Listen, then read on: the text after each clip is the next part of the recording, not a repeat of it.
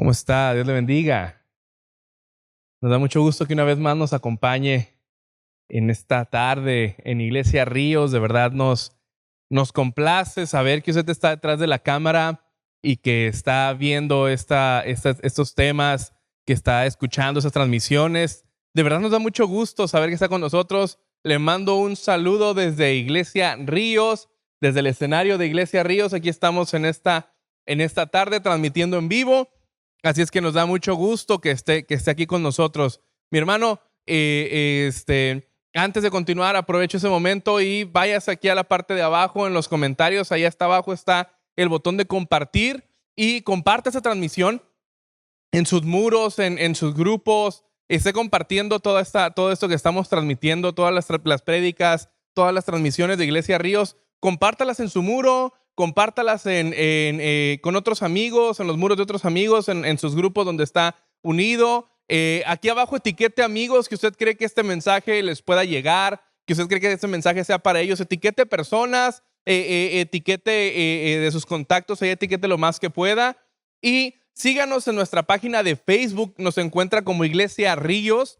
Ahí dele like, dele seguir, active la campanita de notificaciones para que cada que subamos una transmisión o un video o nuevo contenido, inmediatamente ahí Facebook le mande una notificación a su teléfono o a su computadora, donde sea que nos mire. Igual por YouTube, suscríbase a nuestro canal de YouTube, nos encuentra como Iglesia Ríos. Todas las prédicas que estamos dando, todas las prédicas que hemos estado haciendo y transmitiendo van a estar ahí en el canal de YouTube de Iglesia Ríos. Ahí nos puede encontrar. Suscríbase, igual dele suscribirse y active la campanita de notificaciones para que también cada que subamos un video a YouTube usted le llegue una notificación de que subimos nuevo contenido. Así es que mi hermano, vamos a arrancar en esta tarde porque el tema del día de hoy es un tema largo, realmente muy largo. Son 54 versículos, entonces nos vamos a ir corriendo en algunas partes. Voy a no irme sí me voy versículo por versículo, pero no frase por frase para agilizar esto. Y cualquier duda, cualquier pregunta que usted tenga, pues puede escribirnos con todo gusto. Puede escribirnos por inbox a Iglesia Ríos, o puede escribirme a mi Facebook personal. Me encuentra como David López Jr. Ahí me manda un inbox y con todo gusto estoy para responder sus preguntas, para ayudarle, para que lleguemos a un consenso juntos, incluso si es para debatir, pues por ahí nos ponemos de acuerdo y debatimos juntos como hermanos. Entonces, vamos a estar viendo el libro de Primera de Corintios y en esta semana vamos en el capítulo 15. Así es que ahí desde su lugar, abra su Biblia, acomódese, póngase cómodo en la sala de su casa, en su escritorio, donde tenga en su oficina o en la cocina ahí. Acomode su teléfono, su tablet, por donde sea que nos esté mirando. Y vamos a disfrutar esa tarde escudriñando la palabra del Señor. Ahí si tiene su coca, su birria o su postre, ahí póngase al día y vamos a ponernos cómodos para disfrutar de la palabra del Señor. Cualquier duda, escríbanos aquí en los comentarios o por inbox, escríbanos, que estamos para servirle. Así es que vamos a orar para iniciar. Ahí en su lugar, incline su rostro, cierre sus ojos y vamos a orar. Padre, agradecemos que tú estás en medio de nosotros, Señor. Queremos, Padre, que tú nos llenes de tu poder, de tu Santo Espíritu, de tu gracia. Y queremos, Señor, que tú nos guíes durante ese tema. Que tu Espíritu Santo nos guíe, Señor, a toda verdad. Ayúdanos a entender lo que tu palabra nos quiere decir. Y ayúdanos, Señor, a abrir nuestra mente para lo que tu palabra tiene para nosotros. Pon en mí tus palabras para que yo no hable más de lo que deba hablar, pero tampoco me permitas reducir tu mensaje y diluirlo y decir menos de lo que tú quieres que yo diga, Señor. Abre nuestros corazones y pon en nosotros sabiduría para entender lo que tú quieres hablar, Señor. Te lo pido todo esto en nombre de Cristo Jesús. Amén y amén. Muy bien.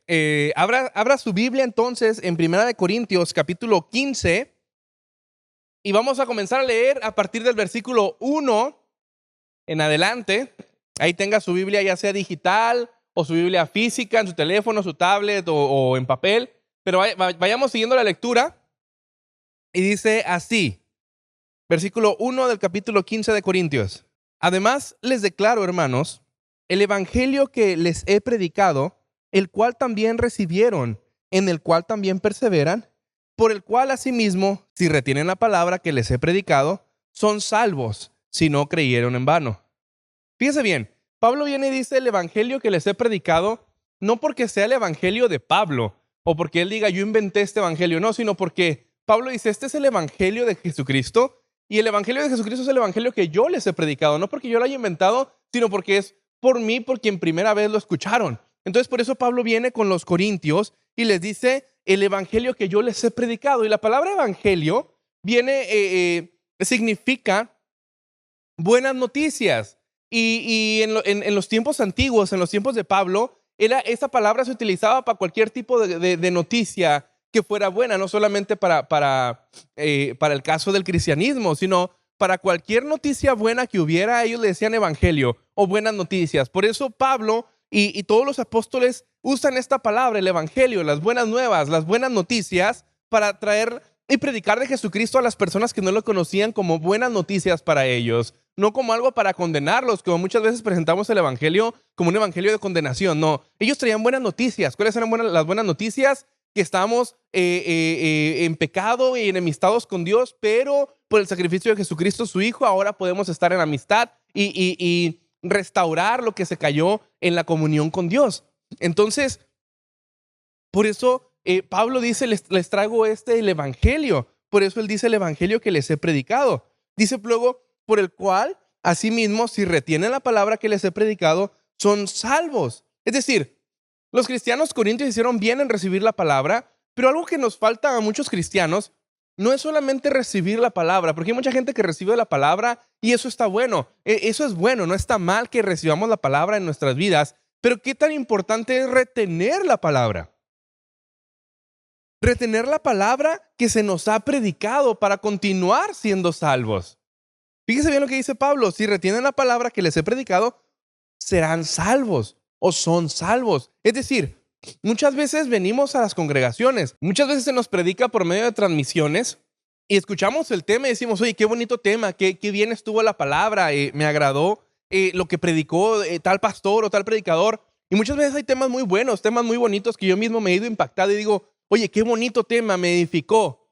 Pero si se fija, yo en mi caso siempre oro para que aunque sea algo de lo que predicamos no caiga en saco roto. ¿A qué me refiero con saco roto? A que no sea un tema que diga usted, qué bonito, pero a las horas de que lo predicaron, ya ni se acuerda de qué se trató. Y a veces así nos pasa. Oye, qué bonito el tema en la mañana, ¿y de qué hablo? ¿Quién sabe? Pero estuvo bonito el tema. De nada sirve que no retengamos la palabra. Es decir, Pablo dice, está bien que reciban la palabra, pero reténganla. Por eso luego nosotros pedimos, saque su nota, saque su libreta, haga notas, escriba, porque dice mi papá, es un dicho que me enseñó mi papá, más vale una débil tinta que una mente brillante. Porque, no, yo tengo una muy buena memoria, se me va a acordar. No, es mejor escribirlo y en algún punto leer esos temas nos va a edificar y nos va a hacer retener la palabra para edificación de nosotros mismos. Por eso dice Pablo, si retienen la palabra que les he predicado, son salvos. O sea, es bueno que la reciban, pero para que continúen en salvación, para que continúen en este evangelio, retengan esa palabra y aplíquenla a sus vidas y apliquemos, porque la palabra primero llega a nosotros que la predicamos y hay que aplicarla a nuestras vidas para poder continuar. Entonces,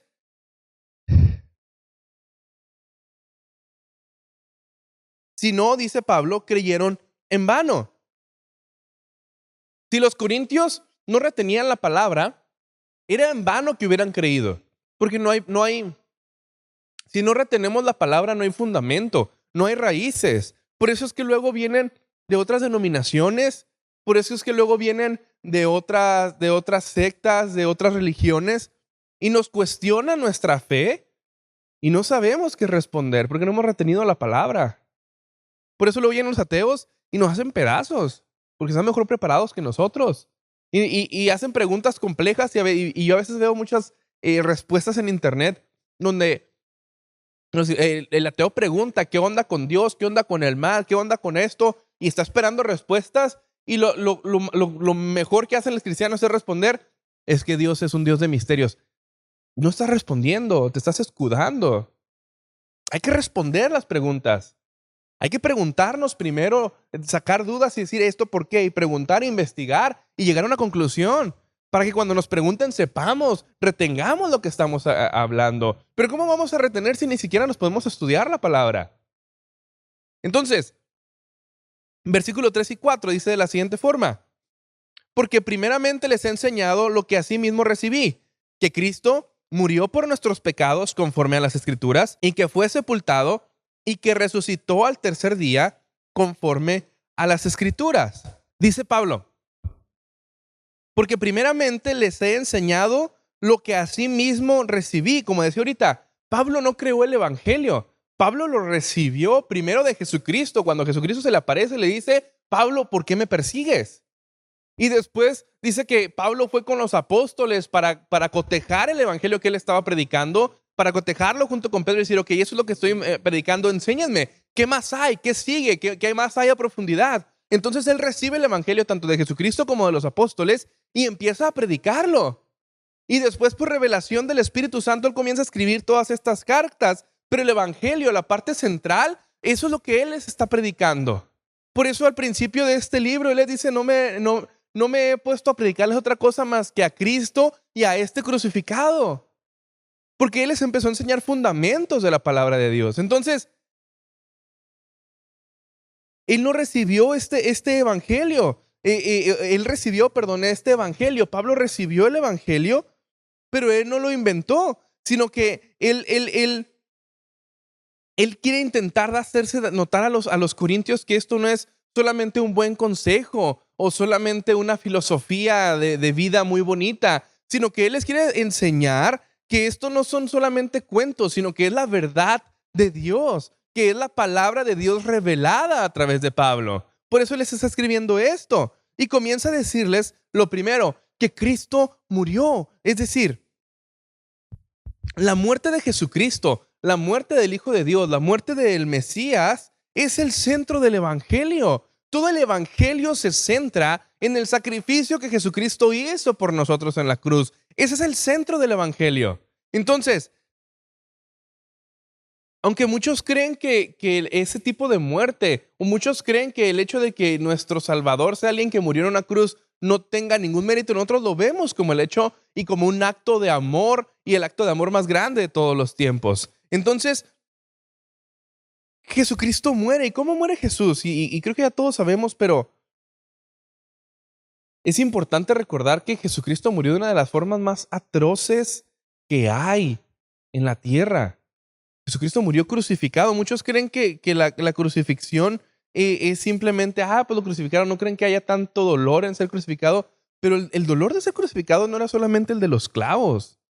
O sea, la persona, imagínense, Jesucristo, que ya lo habían latigado, que su piel estaba rasgada, que se estaba desangrando, que ya venía obviamente cansado de caminar con una cruz durante varios kilómetros. Y todavía lo arrojan sobre un madero que muy posiblemente tenía astillas, y que su piel, que estaba en la espalda, que estaba rasgada, obviamente tuvo que tocar esas astillas cuando lo pusieron boca arriba para clavarlo. Luego le estiraron sus brazos. Y a diferencia de lo que muchos creen, el clavo de la cruz no iba aquí en la palma, donde muchos creen que se puso el clavo. De hecho, en la Pasión de Cristo ahí se puso el clavo, y el mismo Mel Gibson, el productor de la película, dijo que lo pusieron ahí por tradición, pero que ellos sabían que el clavo en efecto no iba aquí. Porque si usted pone el clavo aquí no hay ningún hueso ni ningún nervio que detenga, y la piel se rasga y la persona se cae. Los romanos ponían el clavo aquí, antes de la muñeca, porque la muñeca junta una articulación muy fuerte, y justo por aquí, no sé si a usted le pasa que se levanta este nervio. Entonces atravesaban ese nervio y atravesaban un poco antes de la muñeca hasta poder clavar a la persona en la cruz, para que entonces aquí no se rasgaba y la persona no se caía. Y lo hacían en ambas manos, y luego al centro en los pies ponían el clavo que atravesara ambos pies. Un clavo, y créame que no era un clavo bonito así nuevecito, era un clavo oxidado, un clavo feo. Créame que no estoy seguro que no usaban clavos nuevos, sino que reciclaban los mismos que quitaban, y ponían el mismo clavo ahí en los pies, para que la persona, al estar clavada, al estar en esta posición, creo que esto ya lo había explicado, al estar en esta posición, el diafragma, que es el músculo que tenemos aquí, yo lo tengo más más saltado por cierta protuberancia que tengo aquí por comer un poco más de lo normal. Pero aquí tenemos el diafragma. El diafragma es un músculo que está pegado a los pulmones, que es el que se encarga de mover los pulmones hacia afuera o hacia adentro para hacer el movimiento de la inhalación y la exhalación, que es cuando respiramos, cuando hacemos. El diafragma es el que se encarga de empujar. Cuando usted tose, el diafragma está empujando con los pulmones aire, o cuando estornuda, el diafragma empuja los pulmones para que arrojen aire y usted pueda estornudar. Todas esas funciones las hace el diafragma, que es el músculo que tenemos aquí, que también se usa para cantar, para muchas cosas. Entonces, cuando una persona está colgada en esta posición, el diafragma se estira y no puede contraer los pulmones para exhalar. No puede contraer los pulmones para soltar el aire y para poder respirar. Entonces el que está crucificado, fíjese bien, además de que tiene un clavo que le atraviesa este nervio que está aquí, que viene a dar hasta el hombro, imagínese el dolor de tener no sé si alguna vez ha torcido o se ha golpeado algún nervio que está en los codos o en las rodillas, que te golpeas el nervio y te sientes como una tensión en toda la pierna o en todo el brazo porque te golpeas un nervio. Imagínese esa tensión, aparte del dolor de tener un clavo atravesando tu piel, para tener que, con las fuerzas de tus brazos, estirarte y luego con los pies clavados levantarte un poco para poder respirar. Eso debe ser realmente doloroso. Sentir el dolor en tus brazos, sentir el dolor hasta los hombros porque te están atravesando un nervio. Aparte, sentir el dolor en las muñecas de que te estás jalando a través de un clavo. Y luego sentir el dolor en los pies para tener que levantarte. Y luego sentir las astillas en tu espalda porque la espalda de Jesucristo estaba rasgada porque lo habían latigado. Sentir las astillas de un madero en tu espalda solamente para poder respirar. Por eso cuando decían ya vamos a matar a estos locos que los crucificamos, les quebraban las piernas. Porque cuando les quebraban las piernas ya no podían hacer fuerza suficiente con los brazos para poder respirar y morían de asfixia. Algunos morían antes por el dolor, que fue el caso del Señor Jesucristo. Al Señor Jesucristo no ocuparon quebrarle las piernas, cumpliendo la profecía que no le quebraron ni un solo hueso, pero al mismo tiempo porque el Señor Jesucristo ya no resistió más. Su corazón cuando le perforaron por adentro de las costillas y llegaron hasta el corazón, salió agua y sangre. De que él ya había fallecido, ya había muerto, ya sus líquidos se estaban derramando. De tanto dolor, debió ser una muerte por el shock del dolor. Y tuvo que haber sido un paro cardíaco respiratorio para que Jesucristo muriera. Entonces, uno piensa eso y uno dice, pues fue Dios. No, fue hombre. Fue 100% hombre el que murió en esa cruz. Fue una persona que sufrió, que padeció, que tuvo dolores que ninguno de ustedes podemos ni vamos a pasar alguna vez. El sufrimiento por el que pasó el Señor Jesucristo, todo por amor. Entonces Cristo muere por nuestros pecados de esa forma tan dolorosa. Muere por nosotros. Y eso es lo que está anunciando Pedro. Isaías 53, versículo 3 y 5 lo pone de una forma excelente. Dice, despreciado y desechado entre los hombres, varón de dolores, experimentado en quebranto y como que escondimos de él el rostro. Fue menospreciado y no lo estimamos. Ciertamente llevó él nuestras enfermedades y sufrió nuestros dolores, y nosotros le tuvimos por azotado, por herido de Dios y abatido. Mas él herido fue por nuestras rebeliones, molido por nuestros pecados. El castigo de nuestra paz fue sobre él, y por su llaga fuimos nosotros curados. Y cuando eso fue completado, cuando Jesucristo dice consumado es decir, ya terminé la obra, ya se acabó, ya lo hice. Ya se consumó. Esto es cuando él fallece porque su obra fue hecha. Ahora él podía continuar al siguiente paso. ¿Y cuál era el siguiente paso? Que él iba a resucitar.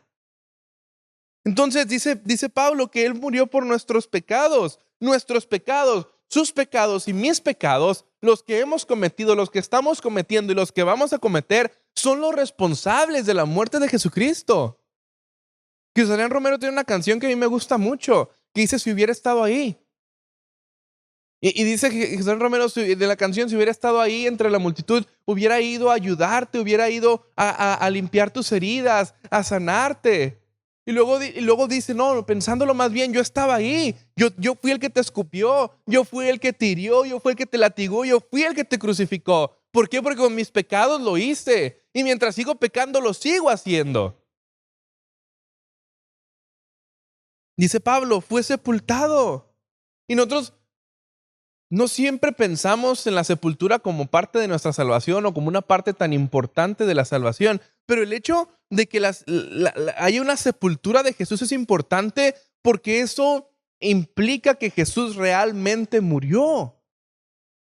Porque en la antigüedad las personas sabían que cuando una persona había muerto o no.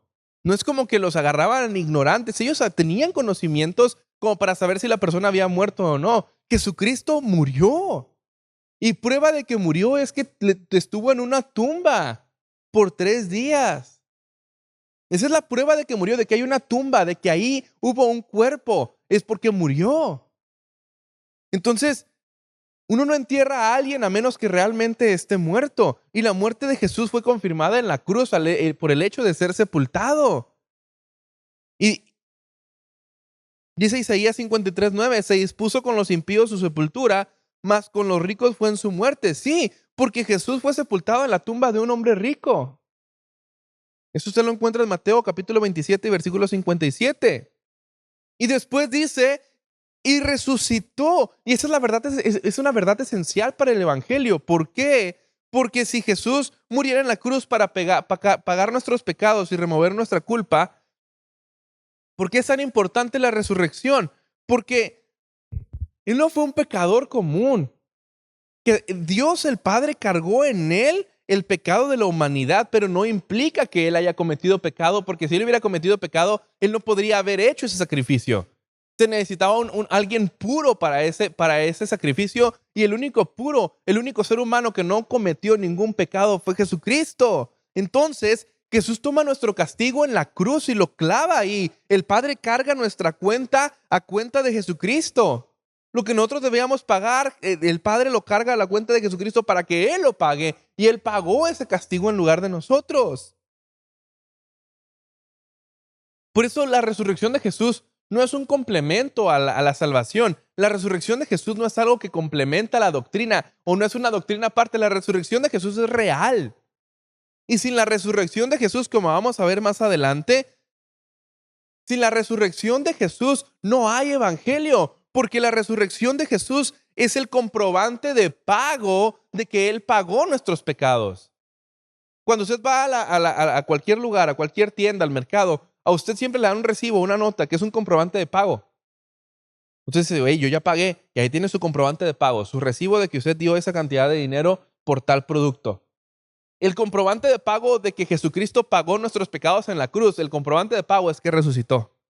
Ese es el comprobante de pago. Porque no hay ninguna otra religión en el mundo, no hay ninguna otra fe en el mundo que pueda decir tenemos la tumba de nuestro Salvador vacía. ¿Por qué? Porque murió, pero al tercer día resucitó. Porque murió, pero se levantó entre los muertos y venció a la muerte. Versículo del 5 al 8 dice así: y que apareció a Cefas y después a los 12. Después apareció a más de 500 hermanos a la vez, de los cuales muchos viven aún y otros ya duermen. Después apareció a Jacobo, después a todos los apóstoles, y al último de todos, como a un abortivo, me apareció a mí. Fíjese bien, nadie vio la resurrección de Jesús en sí. Nadie estuvo presente en la resurrección de Jesús y lo vio resucitar. Estuvieron los soldados afuera, pero vieron a los ángeles y se desmayaron. Pero nadie vio como tal la resurrección de Jesucristo. Solamente vieron a Jesucristo cuando ya había sido transformado, cuando ya había resucitado, ya lo vieron vivo de nuevo después de haberlo metido en la tumba. Por eso aquí Pablo empieza a decir quiénes lo fueron viendo. Dice, apareció a Cefas. Cefas es Pedro. Perdón. Jesús hizo una aparición especial. Después de resucitar, se le apareció especialmente a Pedro.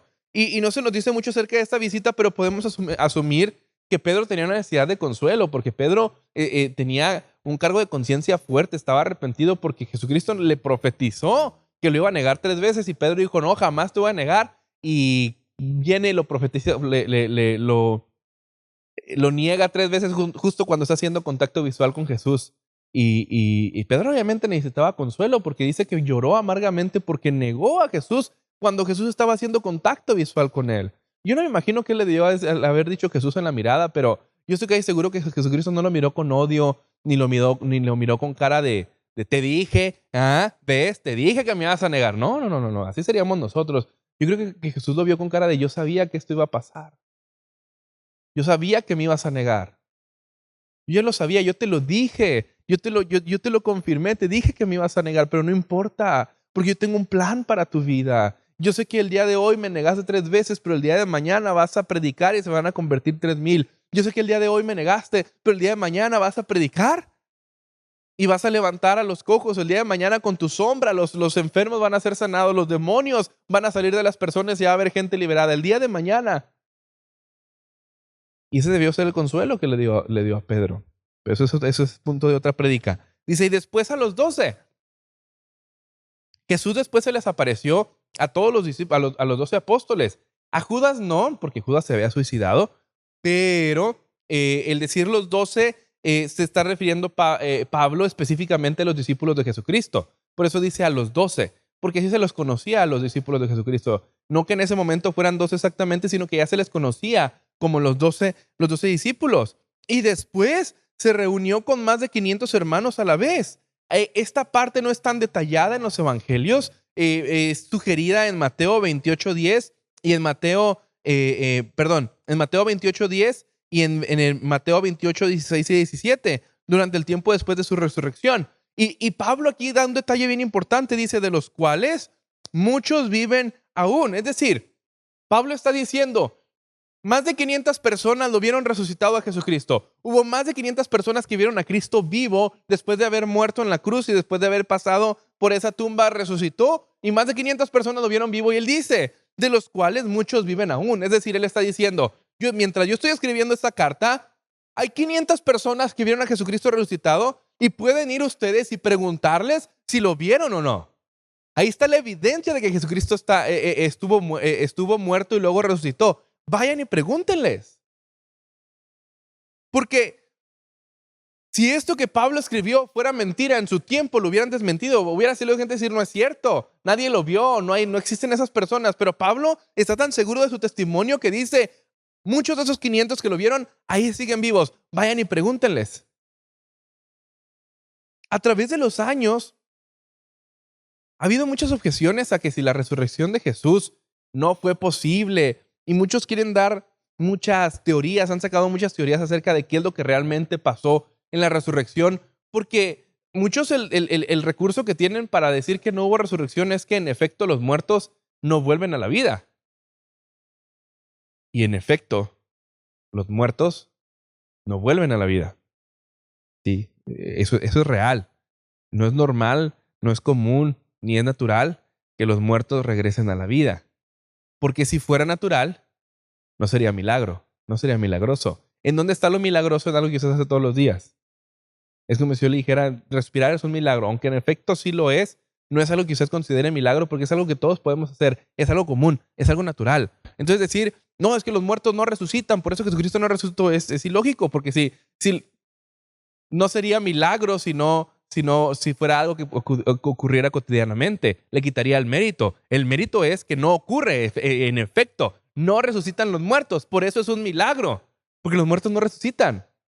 Entonces, muchos dicen, ¿sabes qué? No, es que Jesús en realidad no se murió. O sea, Jesús en la cruz, obviamente por todo el sufrimiento que tuvo, se desmayó. Entró en un estado catatónico en el que su pulso se redujo a unas cuantas palpitaciones por minuto y nadie pudo entender que él estaba, nadie sabía que él estaba muerto y por eso él a los días revivió. Ajá, sí, tu abuela, dice Dante Gebel.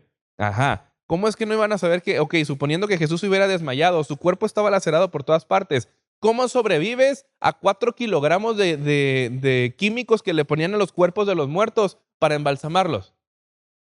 Eso no quedó encima de su piel, eso entró en su piel.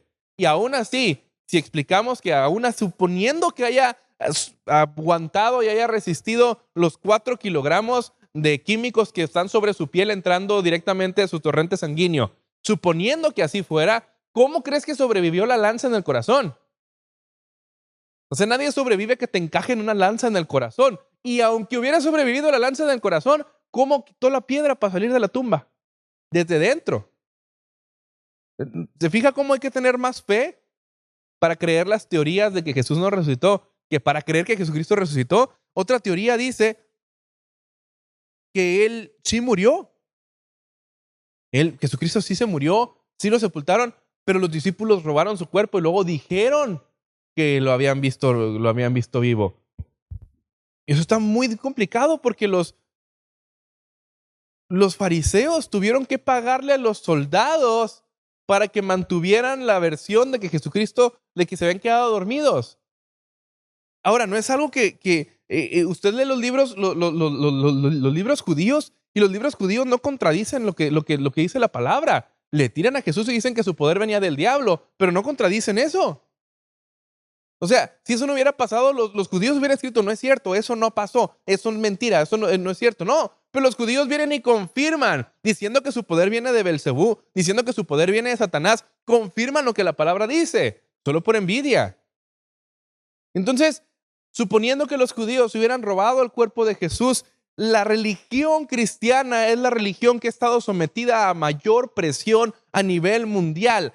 Todos y cada uno de los apóstoles murieron afirmando que lo que vieron, lo que escucharon y lo que creyeron era real.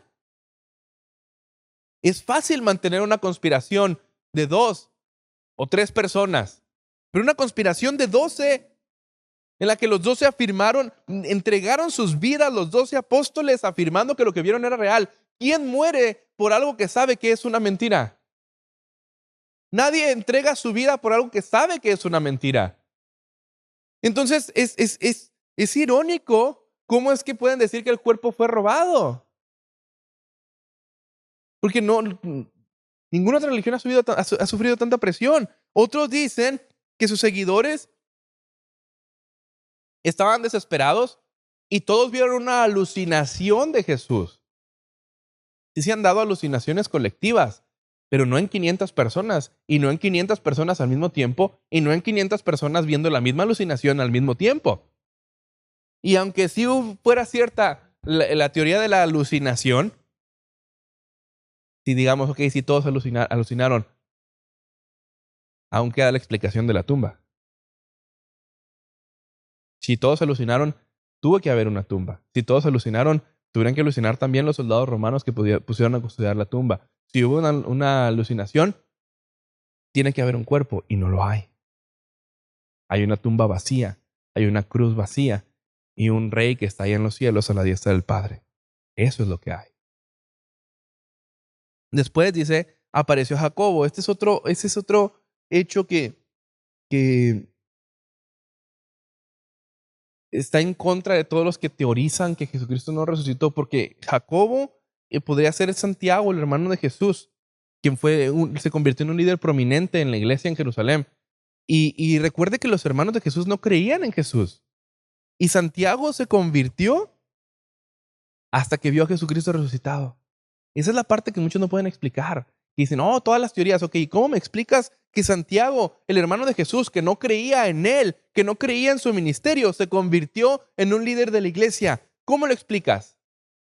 ¿De la nada? No, porque vio a que era su hermano en carne, a Jesucristo, lo vio que lo crucificaron, porque obviamente por más loco que él hubiera creído que Jesús estaba, él amaba a su hermano porque era su carne y obviamente lo vio morir en la cruz y vio cuando lo sepultaron y obviamente tuvo que creer en él cuando lo vio resucitado después del sufrimiento que había pasado. Esas son las cosas que no pueden explicar las personas que creen que Jesucristo no cambió.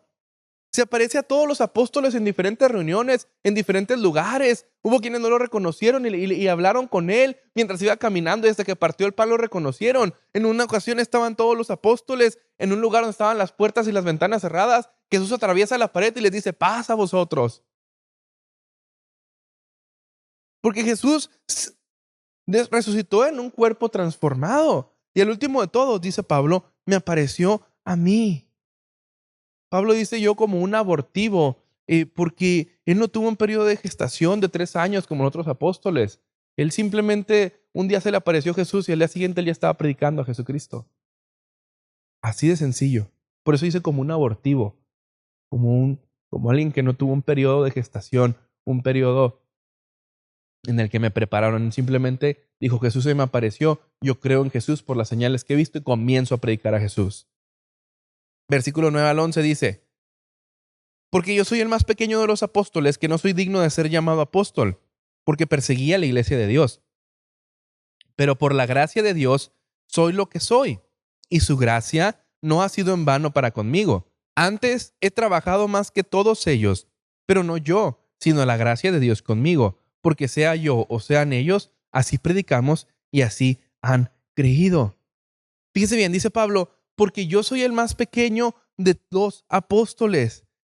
Pablo sostenía fuertemente sus credenciales apostólicas, es decir, él decía, ok, yo soy apóstol y sabía que él era apóstol, pero él no tenía deseo de competir con los demás apóstoles a ver cuál era el mejor apóstol, a ver cuál era el apóstol más grande.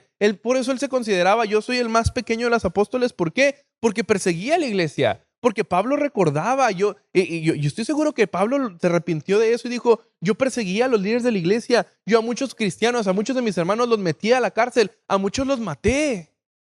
Y obviamente Pablo se sentía mal con eso, por eso él decía, yo soy el último de los apóstoles. ¿Por qué? Porque perseguía a la iglesia. Luego dice, por la gracia de Dios soy lo que soy. Por eso Pablo le da el crédito a la gracia. Él dice, porque yo perseguí a la iglesia, yo no me merezco el mérito de ser apóstol, por eso me creo el último de los apóstoles, pero por gracia de Dios, porque Él me mostró su misericordia, porque Él me mostró su gracia, porque Él perdonó lo que yo había hecho, porque a pesar de que yo estaba persiguiendo a la iglesia, va con Ananías, el profeta, y le dice, ¿sabes qué? Ve con Saulo de Tarso te está esperando en tal calle, ora por él y sánalo. Y Ananías le dice a Dios, Señor, yo he escuchado de este hombre que persigue a tus siervos. Y le dice, ve y sánalo porque él me sirve.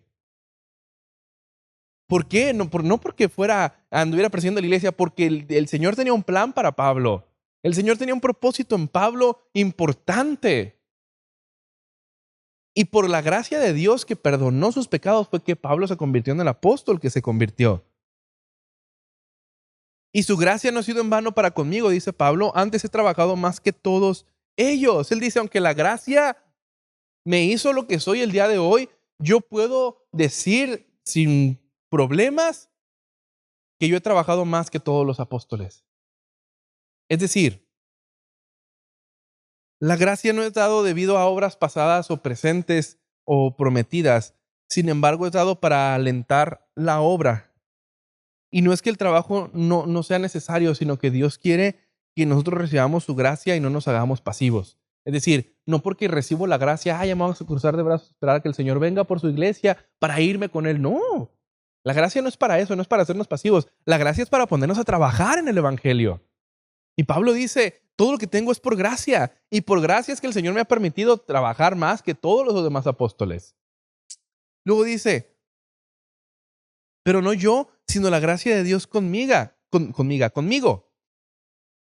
Pablo era lo suficientemente honesto para saber y decir que él trabajó duro, y él era también lo suficientemente humilde para saber que incluso su trabajo duro era la obra de la gracia de Dios en él. Yo puedo trabajar duro aquí en la iglesia, y yo siempre lo he dicho, por gracia de Dios yo tengo lo que soy, por gracia de Dios yo puedo tocar el piano, por gracia de Dios yo puedo tocar varios instrumentos, por gracia de Dios yo puedo predicar. Y puedo trabajar duro y decir, yo estoy trabajando duro y a lo mejor estoy trabajando más que muchos, pero aún así el hecho de que yo esté trabajando más que muchos, ese es un privilegio que solamente viene por la gracia de Dios. El trabajar duro para la obra de Dios es un privilegio que viene por gracia de Dios. Versículo del 12 al 13 dice, pero si se predica de Cristo que resucitó de los muertos, ¿cómo dicen algunos entre ustedes que no hay resurrección de muertos? Porque si no hay resurrección de muertos, tampoco Cristo resucitó. ¿Por qué Pablo prueba y está intentando probar tan cuidadosamente la resurrección de Jesucristo?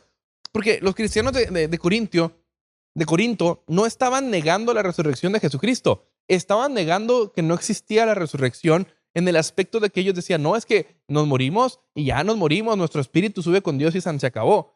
Ellos estaban negando este hecho tan importante y Pablo dice, ¿cómo pueden negar la resurrección?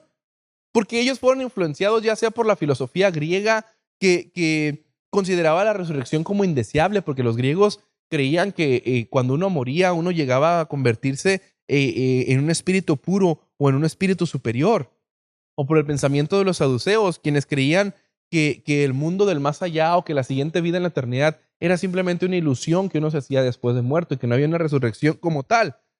Entonces, los cristianos corintios llegaron a creer por alguna u otra razón que no existía la resurrección para nosotros, solamente Jesucristo resucitó y ya. Entonces aquí Pablo viene y explica por qué la resurrección de nosotros y por qué la resurrección de Jesucristo sucedieron, la de nosotros va a suceder y cómo funciona la resurrección. Entonces, dice, si no hay resurrección de muertos, tampoco Cristo resucitó. Claro. Si no existía la resurrección, entonces, si no existe el milagro de la resurrección, entonces, ¿cómo pueden decir los corintios que Jesucristo resucitó? No puedes negar una cosa sin negar la otra. No puedes negar que algún día nosotros, que algún día dormiremos, o los que ya durmieron, que es lo que, como se refería Pablo, a quienes ya fallecieron, algún día van a resucitar en el día postrero de la venida del Señor Jesucristo. Si negamos eso, tendríamos que negar también la resurrección de Jesucristo. Versículo del 14 al 19 dice de la siguiente forma: y si Cristo no resucitó, vana es nuestra predicación, vana es también su fe, y somos hallados falsos testigos de Dios, porque hemos testificado de Dios que Él resucitó a Cristo, al cual no resucitó, si en verdad los muertos no resucitan. Porque si los muertos no resucitan, tampoco Cristo resucitó. Y si Cristo no resucitó, su fe es vana, aún están en sus pecados. Entonces también los que durmieron en Cristo perecieron. Si en esta vida solamente esperamos en Cristo, somos los más dignos de conmiseración de todos los hombres. Dice, si Cristo no resucitó, vana es entonces nuestra predicación. Es decir, si Jesucristo no resucitó, hemos estado predicando en vano. Nos hemos estado esforzando de oquis. No sirve de nada que prediquemos lo que predicamos si Jesucristo no resucitó, porque el recibo, el comprobante de pago del Evangelio, el comprobante de pago de que Jesucristo pagó por nuestros pecados, es la resurrección. Es la cereza del pastel de toda esta grande obra llamada salvación. Peor, si Jesucristo no resucitó, entonces somos hallados falsos testigos de Dios. Es decir, si no resucitó Jesucristo, hemos estado predicando una mentira, porque hemos predicado que Jesucristo sí resucitó. Y aún peor, si Jesucristo no resucitó, nuestra fe es vana, porque si Jesucristo no resucitó, entonces no cumplió la obra que tenía que hacer. A lo mejor sí murió en la cruz, pero si no resucitó, la obra no se completó. Y si no se completa la obra, entonces no tenemos el comprobante de pago por nuestros pecados. Y si no tenemos comprobante de pago por nuestros pecados, entonces no hubo un pago por nuestros pecados. Y entonces no hay salvación. Así de fuerte lo pone Pablo. Si no hay principio de resurrección, entonces toda la vida cristiana es una broma lamentable. Claro. Porque si Jesucristo no pudo resucitar, entonces eso no demuestra que es Dios. El hecho de que Jesucristo haya vencido a la muerte demuestra que Él es el Dios todopoderoso. Y si Jesucristo no pudo vencer a la muerte, entonces no es Dios. Y si no es Dios, entonces no pudo hacer el pago por nuestros pecados. Pablo pensaba, con todo lo que he soportado por Jesucristo, si no hay una resurrección y una recompensa celestial más allá de esta vida, soy un tonto para ser compadecido. Eso es lo que pensaba Pablo, es lo que está queriendo decir.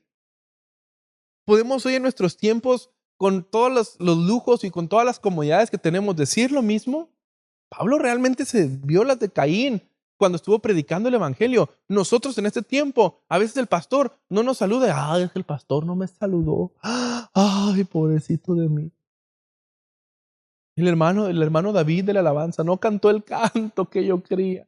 Oh, Dios, me voy de la iglesia. No, acérquese y dígame, brother, canta este canto, ándele, porfa. Y lo tocamos, no hay ningún problema. Pero lo que voy a decir es esto, nos ofendemos por cualquier tontería.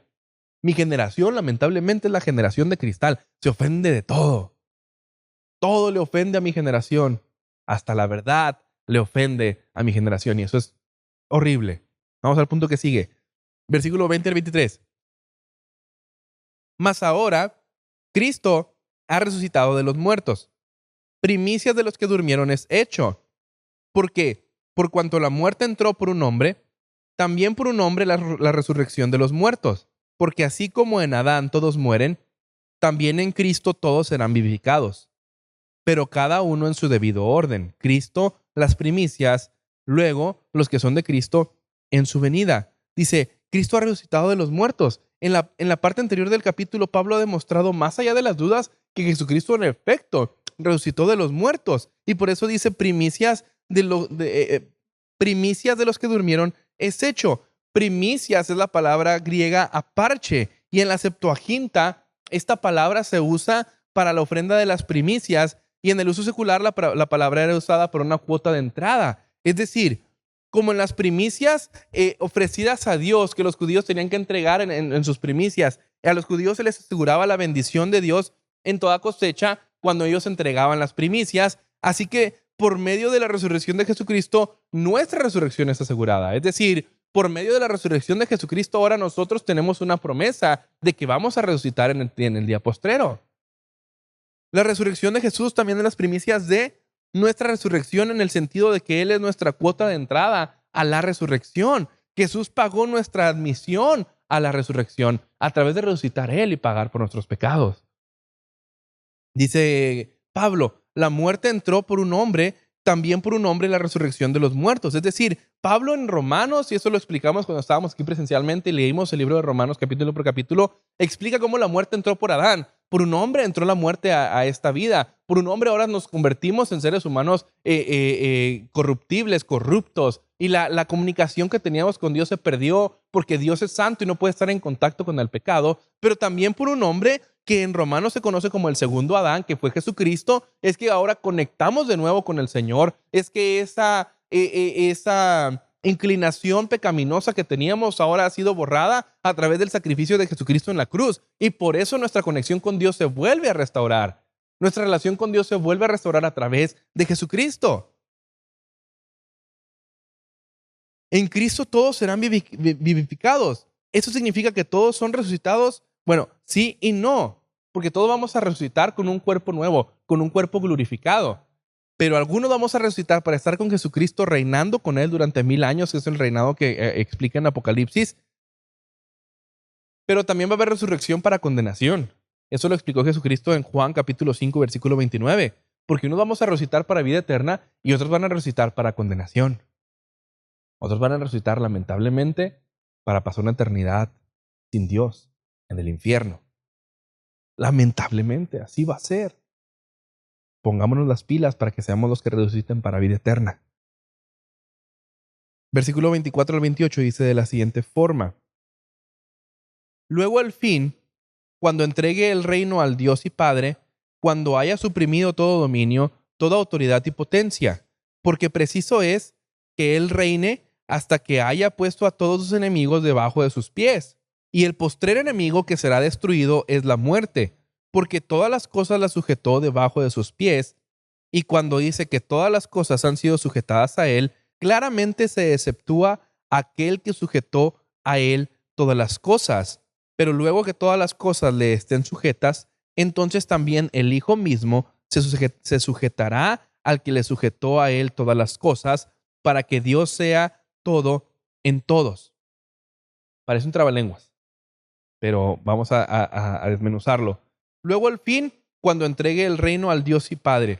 Es decir, en Efesios capítulo 1 y versículo 10, Pablo explica algo bien sencillo cuando dice el propósito eterno de Dios en la historia, que es reunir todas las cosas en Cristo en la dispensación del cumplimiento de los tiempos, así las que están en los cielos como las que están en la tierra. Es decir, Pablo dijo, yo estoy esperando el tiempo en el que Jesús haga el resumen, haga el reporte final de todas las cosas que han acontecido, el reporte final de toda su obra en la tierra a través de la cruz, y se lo entregue al Padre para sujetar todas las cosas en sí, y luego Él sujetarse al Padre. Eso es lo que está diciendo Pablo. Cuando haya suprimido todo dominio, toda autoridad y potencia. Es decir, por ahora, en Romanos hemos visto que toda autoridad que viene, toda la autoridad que está puesta en la tierra es porque el Señor lo permite y porque el Señor les permite esa autoridad. Es decir, nuestros gobernantes están ahí no porque usted y yo hayamos votado, sí influye y tenemos que votar como nuestro deber y como nuestro derecho ciudadano, tenemos que ir a votar en cada elección, Pero a final de cuentas, Dios permite que pase de una o de otra forma porque Él es soberano y porque Él decide darle o no darle autoridad a una persona. Entonces, en algún punto Él va a suprimir todo dominio, en algún punto Él va a suprimir toda autoridad, en algún punto Él va a suprimir toda potencia porque va a venir a la tierra a reinar durante 1000 años. Eso está en Apocalipsis. Y luego dice, hasta que Él reine hasta que haya puesto a todos sus enemigos debajo de sus pies. Es decir, Jesucristo va a venir victorioso y todos los enemigos de Jesucristo los va a poner debajo de sus pies. Es decir, los va a poner vencidos, los va a vencer, los va a someter. El hecho de ponerlo debajo de sus pies significa sometimiento. Los va a someter y los va a vencer. Y el postrer enemigo que será destruido es la muerte. La nueva traducción viviente traduce esto como el último enemigo que será destruido. Es decir, la muerte va a ser abolida, la muerte también va a ser vencida. Porque en algún punto usted y yo con nuestros cuerpos resucitados, con nuestros cuerpos glorificados, nuestros cuerpos redimidos, en este punto ya no va a poder tener efecto la muerte sobre nosotros. Ya no vamos a morir. Y entonces la muerte va a ser vencida. La muerte ya fue vencida a través de Jesucristo en la cruz. Perdone que le rectifico esto. No. La muerte ya está vencida. Jesucristo la venció en la cruz cuando resucitó. Pero en este punto la muerte no va a ser vencida porque la muerte ya está vencida. En este punto la muerte va a ser destruida. Esto es a lo que se refiere Pablo. Y cuando dice que todas las cosas le han sido sujetas a Él, claramente se exceptúa a aquel que sujetó a Él todas las cosas. Es decir, Pablo nos recuerda que el Hijo no será algún día superior al Padre. La relación padre-hijo va a ser eterna siempre. Válgame la redundancia. La relación padre-hijo va a ser eterna. No va a acabar. Entonces, el Hijo mismo se sujetará al que le sujetó a Él. Es decir, el mismo Hijo se va a sujetar a Dios el Padre. No porque el Padre sea superior al Hijo, sino porque en esta relación Padre, Hijo y Espíritu Santo, el Hijo voluntariamente se somete al Padre. Es decir, ambos tienen los mismos atributos, ambos son Dios, pero el Hijo se somete al Padre. Yo puedo tener las mismas virtudes, cualidades y autoridad que mi papá físico, que el señor pastor. Incluso yo puedo llegar a superar en algún punto, no pretendo hacerlo ni pretendo decir que supero a mi papá. Pero yo puedo llegar a hacerlo en algún punto, superar los conocimientos de mi padre, superar las cosas que él ha hecho. Pero no por eso significa que yo soy superior a mi padre. Yo me sujeto a él por el simple hecho de que él es mi padre. Aunque yo sepa más, aunque yo pueda más, yo me tengo que sujetar y honrar a mis padres. Así el Hijo se sujeta al Padre. Versículo del 29 al 32 dice, de otro modo, ¿qué harán los que se bautizan por los muertos, si en ninguna manera los muertos resucitan? ¿Por qué, pues, se bautizan por los muertos? ¿Y por qué nosotros peligramos a toda hora? Les aseguro, hermanos, por la gloria de que ustedes tengo en nuestro Señor Jesucristo, que cada día muero. Si como hombre batallé en Éfeso contra fieras, ¿qué me aprovecha? Si los muertos no resucitan, comamos y bebamos, porque mañana moriremos. Es decir, Pablo aquí está explicando algo importante. De otro modo, dice, ¿qué harán los que se bautizan por los muertos, si en ninguna manera los muertos resucitan? Pablo utiliza esta frase para demostrarles que es incorrecto no creer en la resurrección. Él les está diciendo, ¿cómo puede ser posible que las creencias paganas no tienen broncas con la resurrección? Aquellas personas paganas que se bautizan en nombre de los muertos, ellos no tienen broncas con la resurrección, la creen como si fuera algo real, como si fuera realmente un hecho. Y nosotros que tenemos al único Dios, nosotros que tenemos al único Rey soberano que venció a la muerte, que realmente resucitó, nosotros que tenemos a Jesucristo, el Hijo de Dios, que se levantó de entre los muertos, estamos dudando de la resurrección. Pablo le está poniendo aquí un punto irónico. ¿Cómo puede ser que esos que se bautizan por los muertos sí creen en la resurrección? Y ustedes que realmente viven en la resurrección, ustedes que realmente tienen al Rey que resucitó, tienen problemas para creerlo. No puede ser eso así. Tienen que creer en la resurrección, lo que está diciendo Pablo. ¿Y por qué nosotros peligramos a toda hora? Es decir, Si nosotros no vamos a resucitar, ¿qué sentido tiene poner nuestra vida en peligro por causa del evangelio? Porque Pablo muchas veces puso su vida en peligro, lo mordió una víbora, naufragó 2 veces. Y cuando habla de Éfeso, dice, en Éfeso me enfrenté contra fieras. Sí, porque en Éfeso se puso a debatir contra los efesios. Y les empezó a ganar el debate y los efesios se enojaron y lo sacaron para intentar matarlo. En Éfeso pasó eso y hay un teatro en Éfeso muy grande donde hizo esto. Entonces, muchas veces estamos preocupados por vivir vidas cómodas en la tierra y se nos olvida que si llegamos a tener algún padecimiento por causa de Cristo no hay ningún problema, lo vamos a padecer porque tenemos una promesa de resurrección. Les aseguro, hermanos, dice Pablo, por la gloria por la gloria que de ustedes tengo en nuestro Señor Jesucristo, que cada día muero. Pablo no está hablando de esta forma, lo que muchos podríamos decir, no, todos los días hay que cargar nuestra cruz y morir a nosotros mismos. Ok, sí, eso es correcto en el contexto correcto. Pablo aquí está hablando literalmente que cada día tiene miedo y tiene riesgo de morir. Dice literal, cada día muero. ¿Por qué? Porque cada día veo en peligro mi vida. Cada día siento que me voy a morir. Literalmente. Porque si no me están arrestando por acá, me están arrestando por ese otro lado. Y el día que voy arrestado para presentarme al César, se hunde el barco y me suben a otro y se vuelve a hundir. Y cuando ya llego a la orilla, llega una víbora y se me prende en la mano. O sea, si no muero por un lado, muero por otro. Hay un peligro de morir real. Si los muertos, dice Pablo, no resucitan, comamos y bebamos, porque mañana moriremos. Está diciendo Pablo, si los muertos no resucitan, pues ¿de qué te preocupas? Tú come, bebe y disfruta de la vida, que al cabo mañana te vas a morir. Es lo que está diciendo Pablo hablando en un tono irónico, un tono sarcástico. Versículos 33 y 34. No erréis, las malas conversaciones corrompen las buenas costumbres. Velad debidamente y no pequen, porque algunos no conocen a Dios. Para vergüenza de ustedes lo digo. Dice Pablo, no erréis, no cometan errores. Las malas conversaciones corrompen las buenas costumbres. ¿De dónde sacaron los cristianos corintios esas ideas extrañas acerca de la resurrección? Si Pablo no les había predicado eso, ¿de dónde la sacaron? Porque ellos tuvieron estos malos pensamientos por tener conversaciones incorrectas con saduceos, por tener conversaciones incorrectas con filosofía griega, con sabiduría griega, que no creían en la resurrección, que ellos creían que era más importante que resucitar, era ser un espíritu viviente o un espíritu superior o un espíritu puro. Por eso Pablo les dice, las malas conversaciones corrompen las buenas costumbres. Porque esas conversaciones con sabiduría humana los estaban llevando a creer cosas incorrectas. Y a veces nosotros estamos creyendo cosas incorrectas por no leer la palabra, por tener malas conversaciones. Porque alguien viene y nos dice algo que está mal, pero como nosotros no sabemos bien y no conocemos bien a Dios, por eso nos creemos lo que vienen y nos dicen. Y casualmente Pablo justo en el siguiente versículo, en la siguiente frase les dice, velen debidamente y no pequen, porque algunos no conocen a Dios.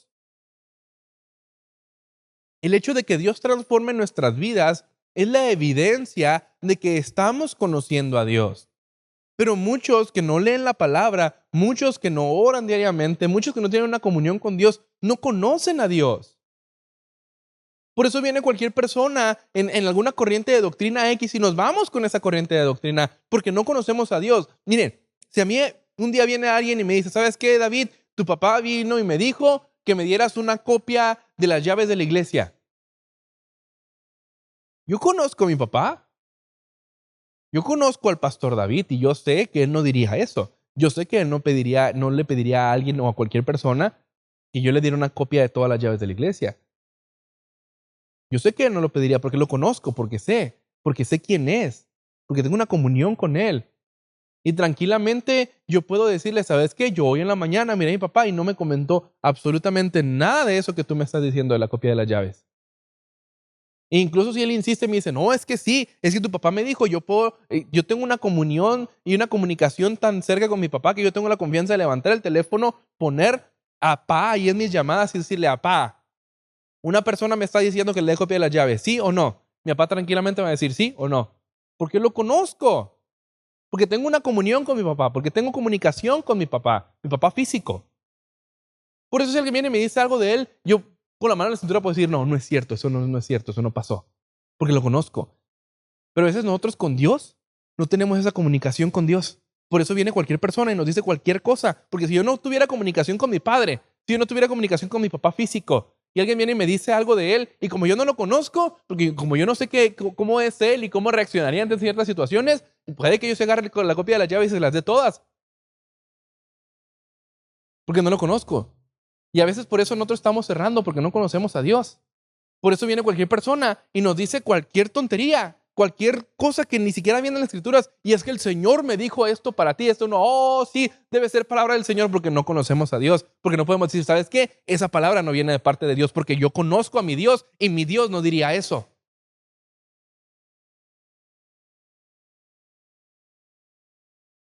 A veces viene gente a decirnos en nombre de Dios que Dios está diciendo algo cuando Dios no dijo nada, pero le creemos porque no conocemos a Dios. Versículo 35. Pero dirá alguno, ¿cómo resucitarán los muertos? ¿Con qué cuerpo vendrán? Esta es una pregunta interesante porque uno puede decir, oye, nosotros nos referimos a Jesucristo como el único resucitado, pero pues también Lázaro resucitó. También la hija de Jairo resucitó. También en el Antiguo Testamento se ve que hubo varios resucitados. ¿Cómo podemos decir que Jesucristo es el único resucitado? Bueno, porque los demás ejemplos en la Biblia donde una persona resucitó con su mismo cuerpo y después volvió a morir. Cuando decimos que Jesucristo es el único resucitado, decimos que Jesucristo es el único que tiene un cuerpo renovado, un cuerpo físico, pero que también es apto para las cosas espirituales. Jesucristo resucitó con un cuerpo físico, pero también era un cuerpo espiritual que podía atravesar paredes, pero al mismo tiempo comía y bebía porque era su cuerpo físico. Y con ese mismo cuerpo físico, pero glorificado, fue que ascendió al cielo. Porque ese cuerpo glorificado es un cuerpo que va a funcionar tanto para las cosas físicas como para las cosas espirituales.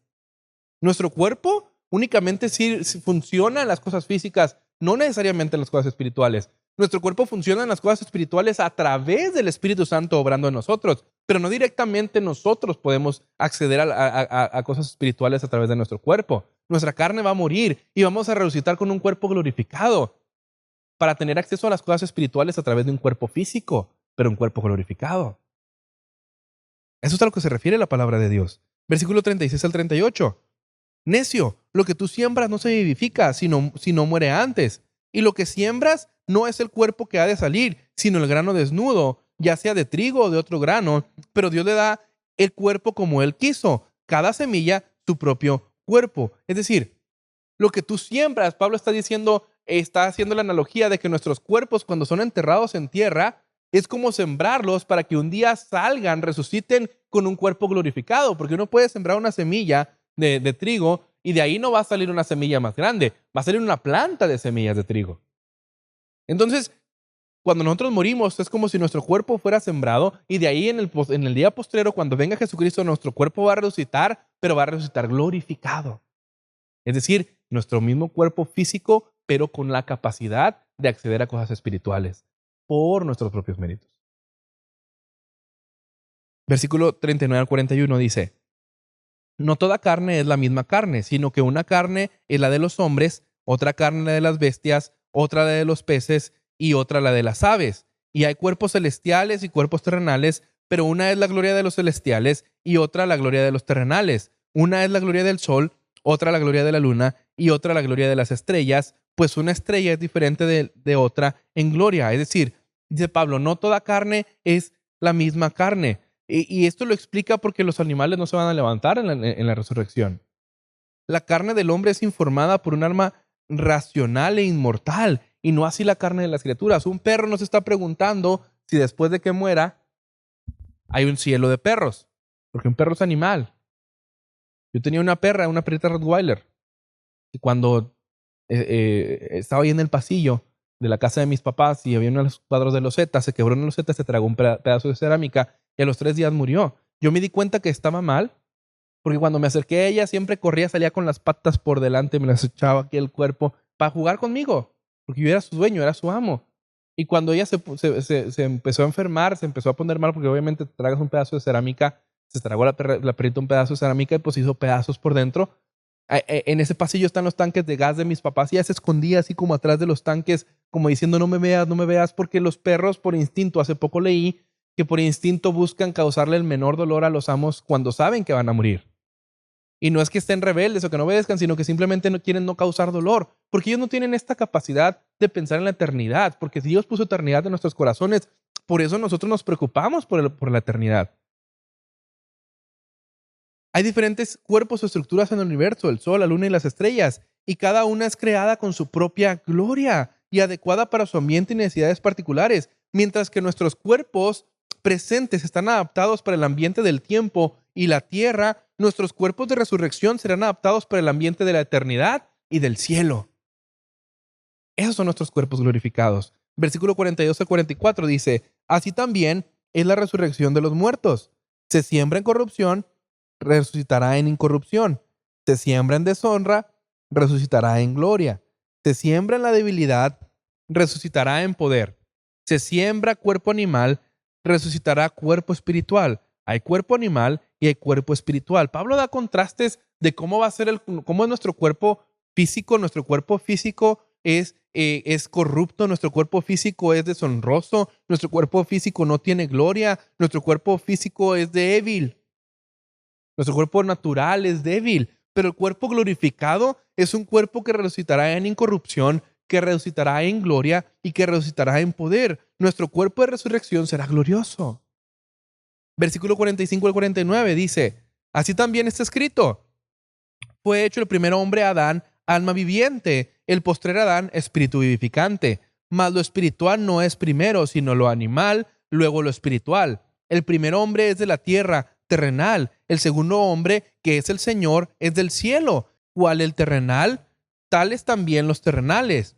Y cual el celestial, tales también los celestiales. Y así como hemos traído la imagen del terrenal, traeremos también la imagen del celestial. El primer hombre, que es Adán, el hombre perfecto, nos dio un tipo de cuerpo. Y por su pecado caímos todos en un cuerpo de corrupción. Pero el segundo Adán, que es Jesucristo, es el que nos puede dar el otro tipo de cuerpo cuando resucitemos, que va a ser nuestro cuerpo glorificado, que es un espíritu vivificante. Todos hemos llevado la imagen del primer Adán. Todos hemos hecho a imagen y semejanza de Dios como lo fue Adán. Pero ahora seremos como un espíritu vivificante, es lo que dice la palabra. Esa es la promesa. Ya que nosotros tendremos también la imagen celestial, que es el cuerpo de Jesucristo. Y el mejor ejemplo que podemos tener de cómo va a ser nuestro cuerpo en la resurrección con nuestro cuerpo glorificado es ver cómo era el cuerpo de Jesucristo. Él era material y podía comer, y sin embargo no estaba atado a las leyes de la naturaleza. Versículos 50 al 53, ya estamos por terminar. Por esto digo, hermanos, que la carne y la sangre no pueden heredar el reino de Dios, ni la corrupción hereda la incorrupción. He aquí, les digo un misterio, no todos dormiremos, pero todos seremos transformados en un momento, en un abrir y cerrar de ojos, a la final trompeta, porque se tocará la trompeta y los muertos serán resucitados incorruptibles y nosotros seremos transformados, porque es necesario que esto corruptible se vista de incorrupción y esto mortal se vista de inmortalidad. Carne y sangre, dice Pablo, no pueden heredar el reino de Dios. Pablo no está diciendo que las cosas materiales no puedan heredar el reino de Dios, sino que porque el cuerpo de Jesús fue un cuerpo material, sino que carne y sangre en este contexto significa nuestros cuerpos presentes. Es decir, este cuerpo que tenemos ahorita no puede heredar algo celestial, sino que cuando muramos y seamos resucitados, ese va a ser el cuerpo que va a heredar lo celestial porque va a ser un cuerpo transformado. Dice, ni la corrupción hereda incorrupción. Es decir, nuestra corrupción, no corrupción moral, sino nuestra corrupción física, porque nuestro cuerpo es corrupto físicamente porque está inclinado al pecado. Esos cuerpos están sujetos a enfermedad, están sujetos a dolencias, están sujetos a heridas, por eso son cuerpos corruptibles, porque se puede corromper nuestro cuerpo. Un cáncer en el cuerpo de una persona, lamentablemente la enfermedad del cáncer es corrupción en el cuerpo, porque es algo que no está correcto en el cuerpo, no está en orden. Por eso, cuando dice la corrupción no hereda la incorrupción, es porque nuestros cuerpos tienen que ser transformados para heredar la incorrupción. No todos dormiremos, dice, pero todos seremos transformados. Puesto que el dormir es una forma en que Pablo se refiere a morir, Dice Pablo, no todos moriremos, pero todos seremos transformados. ¿A qué se refiere Pablo? A que habrá una generación final. Habrá una generación que le toque el arrebatamiento cuando Jesucristo viene, arrebata a su iglesia, transforma sus cuerpos y viene a reinar por 1000 años. Ahí es a lo que se refiere Pablo, porque todos seremos transformados. Esa generación final no va a dormir, no va a conocer muerte porque va a ser transformada inmediatamente. Por eso en otra cita, no recuerdo ahorita la cita exactamente, pero en otra cita dice que los muertos en Cristo resucitarán primero y después los que quedemos seremos arrebatados juntamente con Cristo. Es decir, los que están muertos, los que ya durmieron, ellos van a resucitar primero. Y luego los que quedemos nos vamos a ser transformados para reinar con Jesucristo. Seremos arrebatados con Él en las nubes. En un momento, en un abrir y cerrar de ojos, dice Pablo, a la final trompeta, los muertos serán resucitados incorruptibles y nosotros seremos transformados. Es decir, Pablo está hablando de cuando venga Jesucristo por segunda vez a la final trompeta. Muchos creen que la final trompeta se refiere a las trompetas del Apocalipsis, a la séptima trompeta del Apocalipsis, pero no necesariamente es eso, porque cuando Pablo escribió esta carta no existía el Apocalipsis todavía, no existía esa parte de la revelación de la palabra de Dios. Por eso Pablo no se refería a esa trompeta. Él más bien se refería a las trompetas que se usaban en una boda judía, donde se sonaba una trompeta para anunciar la llegada del novio y era la final trompeta. Cada acto de la boda tenía ciertos sonidos de trompeta y la final trompeta era cuando se tocaba para ya efectuar la boda y consumar el acto matrimonial ahí. Por eso dice a la final trompeta es que vamos a ser transformados. Es decir, a la final trompeta vamos a acercarnos como iglesia, como esposa de Jesucristo y vamos a hacernos una sola carne en Cristo. Versículo 54 al 57 dice así. Y cuando esto corruptible se haya vestido de incorrupción y esto mortal se haya vestido de inmortalidad, entonces se cumplirá la palabra que está escrita. Sorbida es la muerte en victoria. ¿Dónde está, oh muerte, tu aguijón? ¿Dónde, oh sepulcro, tu victoria? Ya que el aguijón de la muerte es el pecado y el poder del pecado la ley. Mas gracias sean dadas a Dios que nos da la victoria por medio de nuestro Señor Jesucristo. Fíjese bien, dice Pablo, sorbida es la muerte en victoria. Un cuerpo resucitado no es un cadáver resucitado. Un cuerpo resucitado es un nuevo orden de vida, es un nuevo cuerpo transformado basado en el cuerpo anterior que teníamos. Y por eso la muerte es derrotada en la resurrección. Por eso dice, sorbida es la muerte en victoria. La muerte va a ser derrotada en una nueva victoria por nuestro cuerpo resucitado. Y luego Pablo dice, ¿dónde está, oh muerte, tu aguijón? ¿Y dónde, oh sepulcro, tu victoria? Pablo, sabiendo que la muerte es un enemigo que va a ser derrotado, se burla de esta forma de la muerte. Se burla y dice, a ver, ¿dónde está tu aguijón? A ver, ¿dónde está tu victoria? Porque vamos a ser resucitados y vas a ser derrotada, muerte. Ya fuiste derrotada, pero vas a ser destruida. Versículo 58 y el último versículo dice, así que, hermanos amados míos, estén firmes y constantes, creciendo en la obra del Señor siempre, sabiendo que su trabajo en el Señor no es en vano. Es decir, necesitamos estar firmes y constantes creciendo en la obra del Señor. No hay manera en la que podamos estar en la obra del Señor sin tener crecimiento. Si no hay crecimiento es porque no estamos firmes y constantes. Si estuviéramos firmes y constantes todo el tiempo, todo el tiempo estuviéramos creciendo en la obra de Dios. Cuando veamos gente, bueno, no vea a otras personas. Cuando usted se vea a sí mismo que está estancado y no está creciendo, es porque no está siendo firme y constante en la obra del Señor. Dice, sabiendo que su trabajo en el Señor no es en vano. Incluso si tu trabajo que tú haces para la obra de Dios parece que es en vano para todo el mundo, la recompensa más importante no es la que del mundo, sino la que da Dios. Por eso dice, vuestro trabajo en el Señor no es en vano. En algún punto todo el trabajo que a lo mejor nadie vio, todo el trabajo por el que a lo mejor alguien más se robó el crédito que tú hiciste. ¿Sabes que yo me esforcé mucho por esto en la obra de Dios? Si alguien más se llevó el crédito, no importa, no es en vano, porque la recompensa más grande te la va a dar Dios. Y eso es lo importante. Mi hermano, no le quiero robar más tiempo. Sé que ahora sí me extendí muchísimo más de lo que normalmente me extiendo, pero son 58 versículos. No toqué todos los puntos a profundidad como siempre los toco por lo extenso del capítulo, pero cualquier duda, cualquier aclaración, escríbanos y con gusto se la explicamos, la hablamos, ahí nos ponemos de acuerdo y le resolvemos cualquier duda. Ahí en su lugar, incline su rostro, cierre sus ojos y vamos a orar. Padre, agradecemos que tú estás en medio de nosotros y sabemos, Señor, que tú traes revelación de tu palabra a través del Espíritu Santo. Ayúdanos, Señor, a buscarte cada día más y a llenarnos cada día más de ti.